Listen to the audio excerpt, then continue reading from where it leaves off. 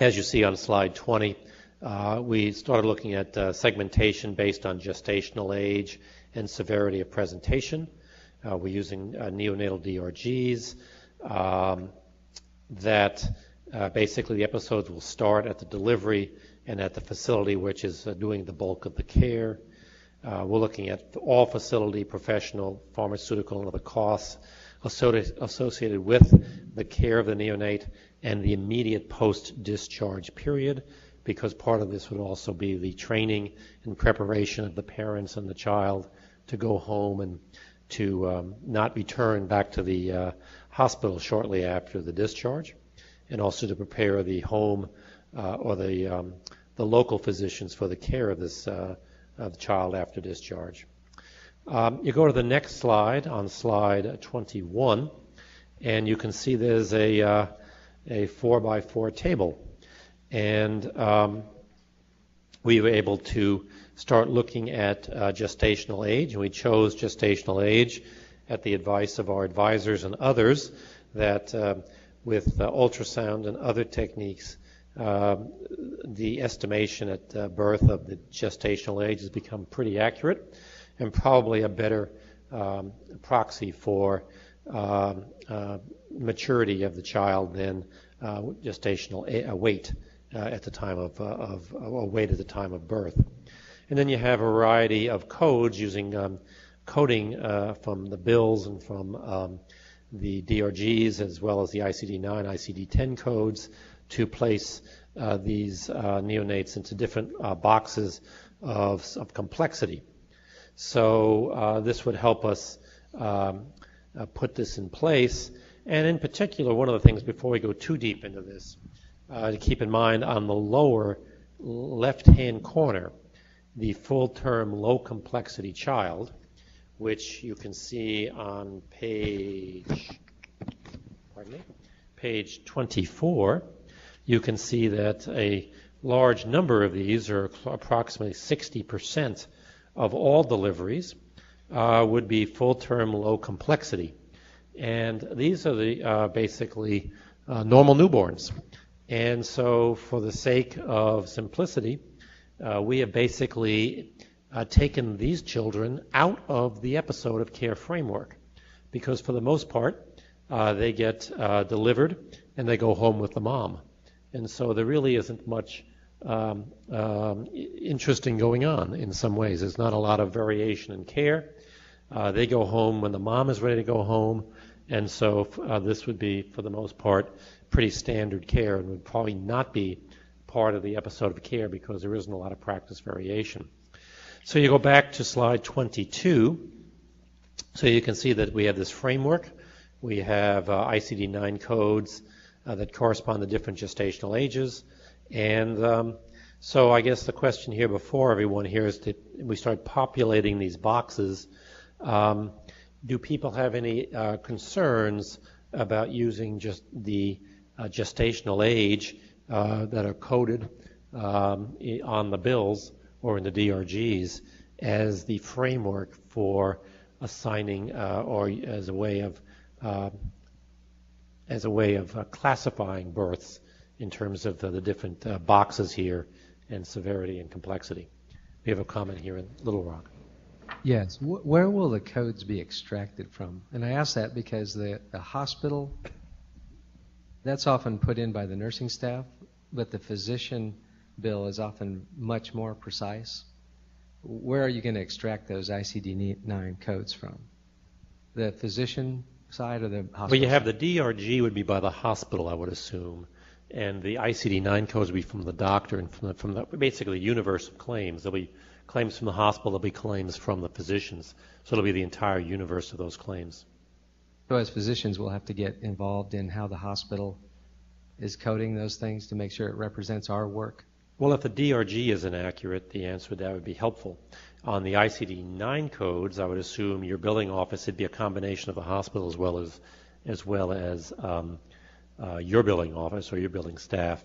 So obviously, the more accurate your coding, the more accurately classified these patients would be, so you wouldn't have a high-risk child ending up in a low-risk bucket. and I can't necessarily speak for Medicaid and their analysis that will be presented later, but in Arkansas Blue Cross, anytime there were conflicting diagnoses, say from a facility or professional bill, we would choose the diagnosis corresponding with the higher level of severity or earlier prematurity.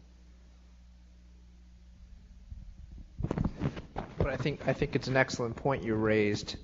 And Bill, if you can pass me the, thank you. On the gestational age question, because the payers, this is part of what the payers are hoping to get input on today, there is an opportunity to adjust that algorithm, so to speak, if the professional claims will always have an ICD-9 for the gestational age that will always be categorically more accurate than the codes that come in from the facility. And so there would be an opportunity, if that's kind of the feedback from this group, to adjust some of those algorithms as well. But that's all kind of, there is flexibility to do all that in the model as the payers go down this path. But thank you for that comment. To build on that, to build on Matt's point, the analyses that you'll see here reflect that higher severity algorithmic logic. So if the professional claim suggests that the baby should be in a higher severity category, then that has been applied in the numbers that you see here. Question? Yes.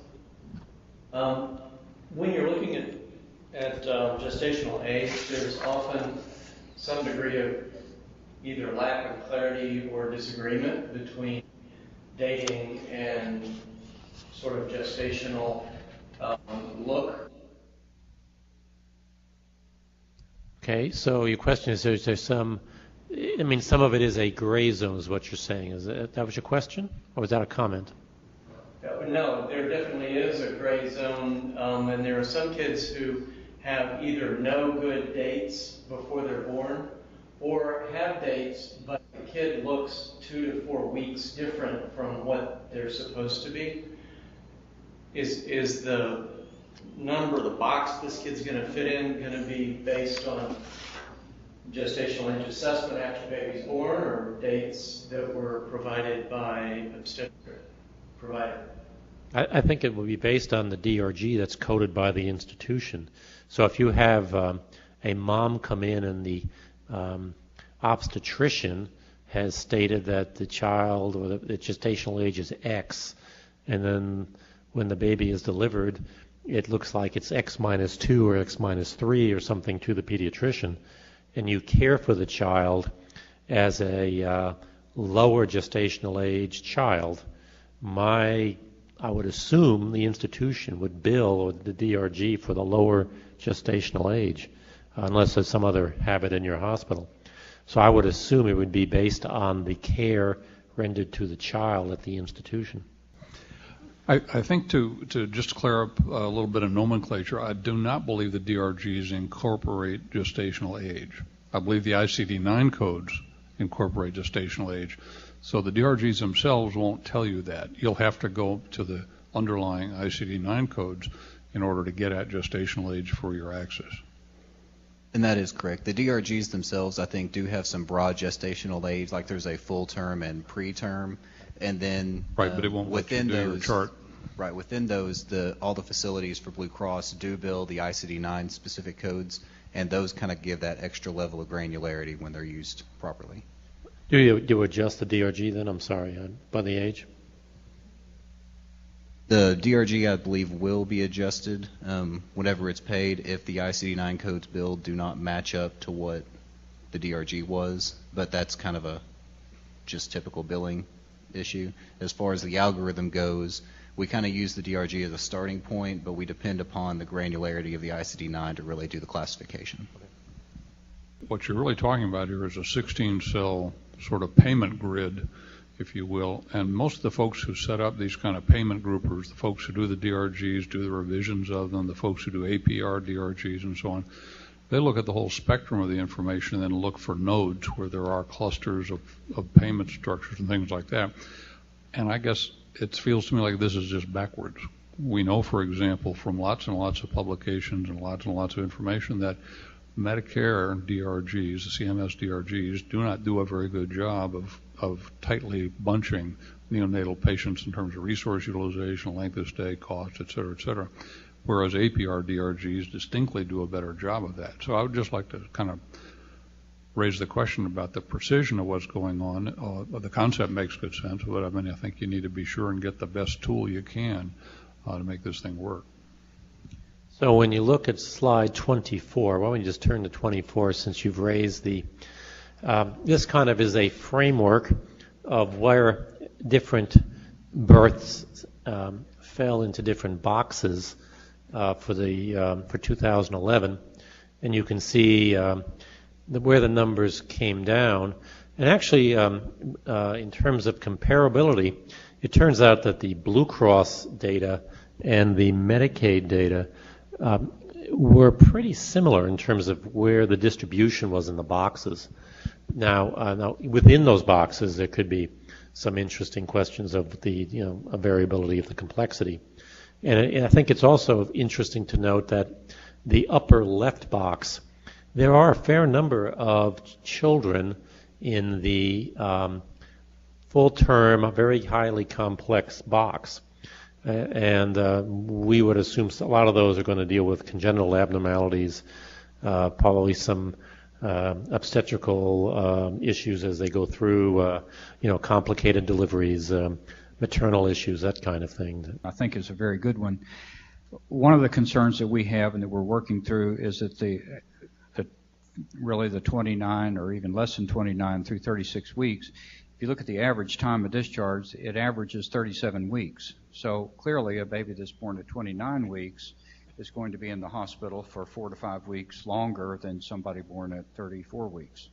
So I think we really do have to be careful about how we group these things because of the difference in discharge timing of the different gestational ages. So that's one of the things we're working through. I'd be interested to hear anybody's comments on how best to do that. And when you have a question about the accuracy, the good news is that in the light-colored boxes on this slide, there's almost no one in those boxes, and frankly, it'd be very unusual for anyone to be in those boxes. So the fact that there are only a few there would kind of underscore that at least there's some semblance of accuracy in terms of putting that together. Vic, did you have some comments? I just wanted to ask a question, and I guess directed to either Dr. Hall or you, Dr. Golden.